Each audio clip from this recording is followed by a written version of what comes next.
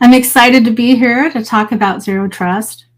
There's a lot of buzz that's been around about zero trust for over 10 years now. And so I'm here to talk about some of that buzz and why it's important and some of the things that we can do today and a strategy. A little bit about me first and my journey to cyber. So I haven't always been in security. I started out as a vocal major going to college, and one way I got interested in security is my entire savings for college was exfiltrated from me. I was social engineered. I think back in the day, we talked about being conned. So that's kind of how I got into cybersecurity, to protect others from those types of things and happening. I do have now about 20 years of experience in IT and cybersecurity roles. I actually was laid off in February. So I put this slide together thinking about some of the other talents that I have as well. When I was going to college and that thing happened to me, I had to get a job very quickly because I was a single mother, and I became an accountant. When I was at Intuit, I became part of the Pro Advisor program. My husband now is a contractor, so I have a lot of experience with QuickBooks, him being my major #1 client. Also, I am an Airbnb superhost. So these are some of the things that I've been focusing on while looking for my next role in security. Other things that I'm proud of, my mother, she had open heart surgery last year. It was a tough year for all of us. She's doing well now. My dog passed away. I have a new puppy now, and so been focusing on these kind of things for life of looking for a new role, and been focusing on zero trust because it kind of brings together some of the things that I've been caring about. Identity and access management is one area that I've focused on for many years. We talked about the identity and access management being foundational to this kind of a strategy. So we're going to talk about zero trust, what it is, what it's not, why it's important, how to prepare, and some of the business impact, some of the business outcomes and value as well. So first of all, what zero trust is not. It's not a product. It's a strategy to stop cyber attacks and data breaches, really, with all the ransomware going on, all the different cyber attacks. Even the president now is talking about zero trust, and that all federal agencies must now have a zero trust strategy in place by, I think, by 2024. So that's a lot to do. And so, a lot of other companies too that may be hosting data in the cloud and need to host federal data will also need to have a zero trust strategy in place. There are several frameworks out there. There's the NIST framework to follow. Microsoft has guidelines, a lot of different vendors now. But we just have to remember that it's not a product, it's a strategy, and it's a journey. So the main 3 principles from all the different frameworks mainly talk about we must verify every user and device. Traditional networks were once you had access and once you were inside, you had access to everything. And so we are moving away from that model. Zero trust also adopts the principles of least privilege. But even with principles of least privilege, I mean, we still cannot trust every user and device. So that everything has to be verified before authorized, and basically assume breach. So those are the three main principles of zero trust. So there's also these 8 pillars that you'll see in all the different frameworks. And so all these types of things are part of that make up the zero trust architecture. So identity being the foundation, also devices as being another part of identity that needs to be verified. With all the different machines coming online and all these things and AI, each device needs to be verified and authorized as well. So we'll touch on this a little bit deeper later. So, but first of all, I want to clarify about when we talk about zero trust, we're not talking about not trusting our employees or not trusting our coworkers. We're really talking about not trusting a device, because trust is really a human emotion, and we can't like put trust within these types of systems and machines. So I just want to clarify that, just so you know, this isn't something that we scare our employees off with, but we're protecting our employees from these types of things, like malicious actors and even human error as well, because we hear about insider mistakes, and you know, everybody is going to make a mistake or an error, and without having guardrails or controls in place, we can't protect our users and that sort of thing. So I think of it as like we're building a building, we have to put certain safety measures in place so people don't slip and fall, if that makes sense. So I don't know if anyone realized this, but about 90% of cyber attacks involve some sort of human kind of error, some kind of you know, mistake, insider mistake. And these are not malicious types of things. Even the most conscientious employees make security blunders, you know, clicking on a phishing email, or maybe leaving their laptop in the car on the way home. They just run into the store, get some milk, you know. So there's a reason why we do phishing exercises as part of our security awareness training, and a reason why we enforce encryption on hard drives, just because of these types of reasons. So I'm bringing this up because we talk about zero trust, but we also need to talk about some of the things to put guardrails in for users. So, you know, some of these areas that people are making mistakes around are, you know, our interfaces are so complicated and maybe poorly designed. There's lack of testing and QA nowadays, as we do more with less. And when I'm talking about testing, there's different types of testing. There's the security review testing, the pen testing, the user acceptance testing. When we cut corners on these things, and these things are deployed, these systems are deployed later, or applications, you know, it can cause a user to make an error and then expose data. You know, other things are having poor authorization built into a system, or not any authorization at all.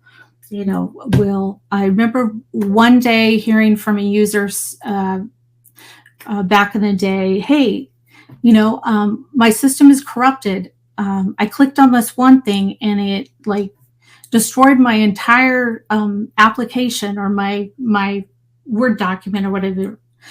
And they said, well, the system made me do it. It's because it didn't have enough controls in place. So it faulted, if you will.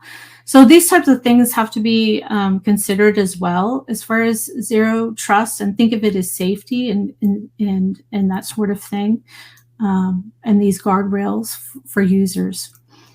So a lot of these things can be prevented, and the guardrails I mentioned is by providing least privilege maybe not having the right permissions in place, or too much access, or maybe not enough roles, not enough granular access. So this is one way, a simple way these things can be addressed and can be adopted early with not a lot of new technology and a lot of the tools that we have in place today. Okay, and so I don't know, I'm pretty excited about AI and accelerating my performance and research and those kind of things. I can imagine, companies are tempted and employees tempted to use it nowadays. And the reason why I bring this up is like back to what I said. It's not so much the employees we're not trusting, it's these machines. So we have to have even more guardrails, more controls in place to verify every transaction, any kind of packet on the network that's coming in. That's one of the main things here that I'm trying to bring up. So yes, any non-human identity will need zero trust. Okay, and like I said, for the users as well, it's not that they're doing malicious things. There's accidents that happen. So having guardrails for the users, and then we must have strong guardrails for these machines that are talking to machines. We can't put MFA on a machine, so we must still verify every transaction coming in. So there's 5 steps really to a zero trust implementation. And, this is not a big bang approach. This is something where you might want to, identify some data or services, or what we call protected services, and try this out. Start small, practice this, and iterate. And then once you get some really good policies in place, that this can be applied to maybe some of the more important crown jewels of the company, like the IP or the source code or sort of thing. So the idea here is just to pick some protected surfaces and try this out, and iterate on it. So the first step is really finding what you need to protect, talking to your stakeholders, talking to the business, understanding what are we protecting here. What can bring a company down to its knees? What's the worst thing that can happen? Okay. And then you want to map those data flows in order to build some policies around these things. You want to understand who are the people and the processes and services that really need to have access to this. So in order to design and build your process and your policies. So these are really the 5 steps to apply for each protected service that you want to apply this to.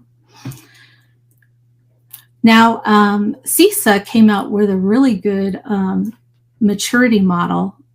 This was just released a couple months ago, and I like this because it can show where a company is in their maturity to a zero trust model. I think most companies are in the initial or traditional state where they're doing some things manually. There's some automation. They might have some SSO and some least privilege. But they need to get to more of a continuous model, and the whole idea is to have context and enough data to be able to put these policies in place. Over on the right side is just an actual example architecture, and we're in the middle where you have the policy evaluating based on the identity and the device. And then you have context. Maybe you have a directory of all these things that have more context and flavor. So we're trying to get away from these static role-based access control models to more of a dynamic, continuous authorization model, and very dynamic. So here are some best practices for your journey. We talked about identity being very important, foundational to the zero trust model, and you can use that maturity model to see where you are here. So really, there are some requirements that you're going to have to gather. You're going to have to identify really early who your main stakeholders are, of course, and what really needs protection. That's really just the main thing to get done early on. And then, identity is a big piece of this. Zero trust isn't really identity, but it consumes the identity. We just have to remember that. And then there's some mechanisms for the verification to be in place, and most companies have this in place, and maybe they just need to be enhanced. Is multi-factor authentication for all the users, single sign-on, and really good IAM Lifecycle Management tools. And apply a principle of least privilege. And, historically, we've been using a lot of static roles, but really the access model needs to be more dynamic in nature. It's got to be based on context, and in order to develop a risk score to know of whether a device should be authenticated or a user should be able to access something. It could be based on their location, the health of their device, and those kind of things. So you may have to course correct some of your processes for identity and access management to get here, because the whole thing is about really centralizing your policies, having a centralized data store to consume all this identity and contextual data. And so you can have some adaptive control. So this is going to take a while. So this is why this is a journey, and this is not a project. And someone said, when are you done with this? You're never done, because it will always have to enhance and iterate and modify and maintain.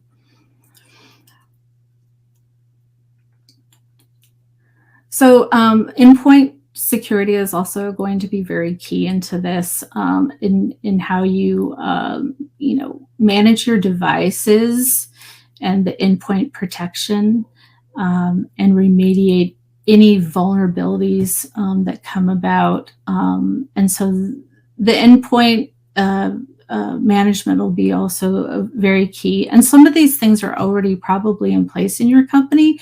It's just really getting better at it, and monitoring and doing some metrics around these things too, to see how things can improve. So again, look at this maturity model to see where you might be fitting. And the use of encryption and segmentation is also very key. We want to ensure that everything is encrypted in transit. I mean, that's just table stakes these days, and to prevent any kind of unauthorized or tampering and those types of attacks. The great thing about segmentation is, like, say if there's some kind of attack, like a fish came in through phishing, or you can at least contain it. And so that's why they talk about this segmentation and micro-segmentation in a zero trust. Is like, if you have something that maybe you can't update, you have to run Windows XP or something like that in a controlled environment for critical infrastructure. But by segmenting these things, you're reducing the risk of these things getting compromised. So here are some of the business benefits for zero trust, with all the hype going on. But really, the main goal is to reduce risk, and the impact of breaches with the network segmentation, providing consistent and granular policies, will improve a user's experience and reduce a lot of the administrative burden, possibly reduce a lot of audit burden as well. Also, the customer in user experience, like I was mentioning, helping folks prevent themselves from slipping and falling and making those human errors, putting those guardrails in place so they don't accidentally do something or expose data or click on a phishing email. And then, having some measurements in place as well to measure the effectiveness of the zero trust strategy. So in order to do this, you'll want to talk to your stakeholders. You'll want to find out, what are our objectives of doing this? It's going to be different for every company. It's not a one size fits all kind of thing, right? So find out what your goals are, objectives. What are we really trying to protect here? What's going to bring us to our knees if we don't do these things right? What's really going to put us out of business? You really want to understand those things so you know how to protect it. You want to know how to measure those things as well, based on their feedback. So you want to determine these goals and their risk tolerance, so you can understand, the right set of metrics to put in place. So work with your sponsor and your stakeholders to choose those metrics. And so you can provide a very accurate picture for them as far as how effective the strategy has been and what improvements need to be made. This is an iterative process. This is a journey. I think President Biden, with his executive order, he gave a year of 2024 for the federal agencies to have this in place. It's like, there's no way they're going to have this in place maybe by then, but that's why it's a strategy. So yeah, and with all that, you'll want to, understand your current state and your gaps so you can build your roadmap and figure out, where to start, with those maybe less riskier surface areas, and then move towards the crown jewels and those types of more sensitive areas that would really hurt your company if they were to be compromised. So with that, that's the end of my presentation there, and see if anybody has any questions. Do I have an example of zero trust that we can be familiar with as an end user? Yeah, I think there are some example reference architectures, I think, from each vendor cloud provider. They have, I think, depending on what you use in your environment. If you use a lot of Microsoft has some good reference architectures. And also I've seen Amazon has good reference architecture, and Google. So, one really good use of chat GPT is to actually use some of the questions, from this and find some really good information out there as far as reference architectures. I found the Microsoft one very, very useful and very straightforward. And that was the example that I had used in the slides earlier. All right. Well, I will have this out and about in my and available to share. If anyone wants any more information or needs more references, please reach out to me. I'm on LinkedIn and happy to share. Thank you so much.